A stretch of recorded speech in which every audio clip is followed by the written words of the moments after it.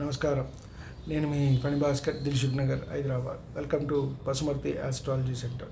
Please do subscribe my channel for more videos. ఇంతవరకు channel subscribe చేసుకోకపోతే subscribe చేసుకోండి. మరికొన్ని వీడియోస్ మీకు అందుబాటులో ఉంటాయి. వీడియో నచ్చినట్టయితే లైక్ చేయండి. అలాగే మీ బంధుమిత్రులకి, శ్రేయోభిలాషులకి కూడా షేర్ చేయండి. ముఖ్యంగా మనం యోగాల గురించి తెలుసుకుంటూ వస్తున్నాం గత కొన్ని వీడియోలుగా. ఈ వీడియోలో మనం రాజయోగం గురించి తెలుసుకునే ప్రయత్నం చేద్దాం. ముఖ్యంగా మనం రాజయోగాన్ని ఇచ్చే దశలు ఎలా ఉంటాయి అంటే, కేంద్ర కోణాధిపతుల కలయిక, అలాగే 2 లేక 3 గ్రహాల కలయిక వల్లే మనకి యోగం అనేది ఏర్పడుతుంది అని చెప్పని మనం చెప్పుకున్నాం చాలా వీడియోస్లో.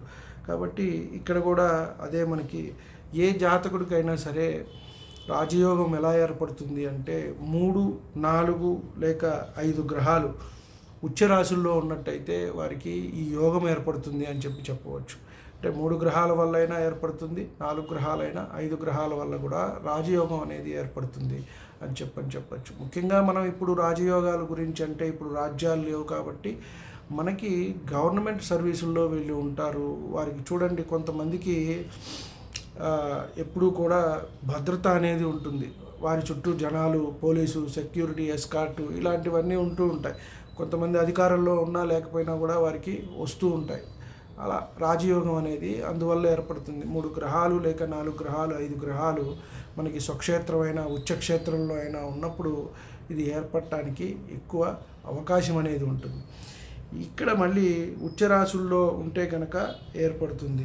ఇదే ఉచ్చరాశులు కాకుండా నీచయందున్నా కూడా ఏర్పడుతుంది అని చెప్పడం జరిగింది. అంటే మనకి ఇక్కడ చూడండి, ఒక్కొక్కసారి నీచ భంగం ఏర్పడి కూడా అది రాజయోగం ఏర్పడుతుంది.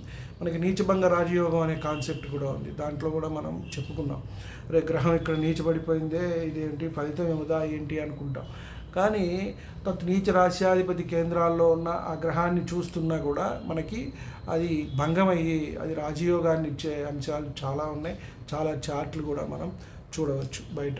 ఎంతోమంది ప్రముఖుల జాతకాల్లో ఇవన్నీ ఉంటాయి. వారు ఎందుకంటే సడన్గా చూస్తే మనం 5 ఏళ్ల కిందట ఒక రకంగా ఉంటారు, 5, 10 ఏళ్ళు, 15 ఏళ్ళకి వచ్చేటప్పటికి చాలా అగ్రస్థానంలో చేరుతూ ఉంటారు. అంటే వాళ్ళు చేసే వృత్తి ఉద్యోగాల్లో ఏదైనా సరే, కొంతమంది క్రీడలు కొంతమంది చూస్తారు, కొంతమంది సంగీతంలో, పాటల్లో చూడండి కొంతమంది ఉంటారు, అలాగే క్రీడల్లో కొంతమంది ఉంటారు. వాళ్ళు చేసిన కృషికి వారు అత్యున్నత స్థానాలకు చేరుతూ ఉంటారు.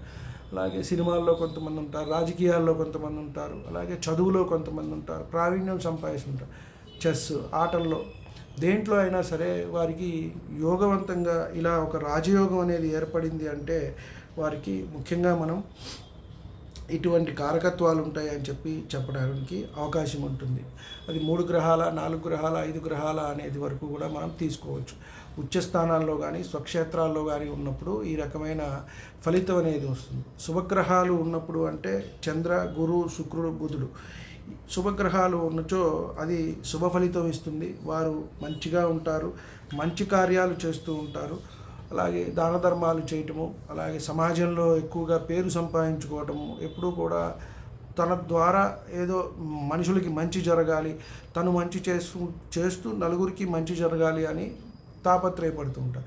అలాగే నీచగ్రహాల వల్ల కూడా మనకి, పాపగ్రహాల వల్ల కూడా, అంటే శుభగ్రహాలైన బుధ, చంద్ర, గురు, శుక్రులతో ఏర్పడితే, అలాగే ఇక్కడ మనకి పాపగ్రహాలైన రవి, కుజ, శనులు, వీటిని కూడా మనం ఇక్కడ తీసుకోవచ్చు.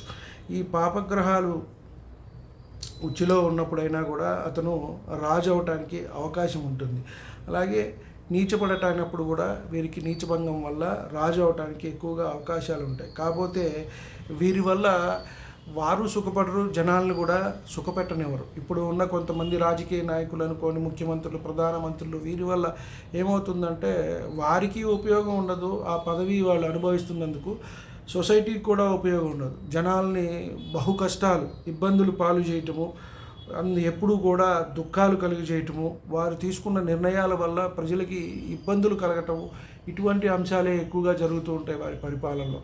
అది వారి స్థాయిని బట్టి, వారు తీసుకునే నిర్ణయాలను బట్టి వారి కింద వారు అనేవారు ఇబ్బంది పడుతూ ఉంటారు. కాబట్టి ఈ పాపగ్రహాల వల్ల ఇది ఏర్పడుతుంది, అలాగే శుభగ్రహాల వల్ల కూడా ఏర్పడుతుంది ఈ రాజయోగం. 3 లేక 4, 5 గ్రహాలు తమ ఉచ్చక్షేత్రాల్లో కానీ, స్వక్షేత్రాల్లో కానీ ఉన్నప్పుడు వారికి రాజయోగం ఉంది అని మనం చెప్పవచ్చు. జీవితంలో అత్యున్నత స్థాయికి చేరుతారు. అలాగే ధనధాన్యాలు బాగా ఉంటాయి, దీర్ఘాయువు ఉంటుంది, వీళ్ళకి భోగభాగ్యాలు అనేవి బాగా అనుభవిస్తారు.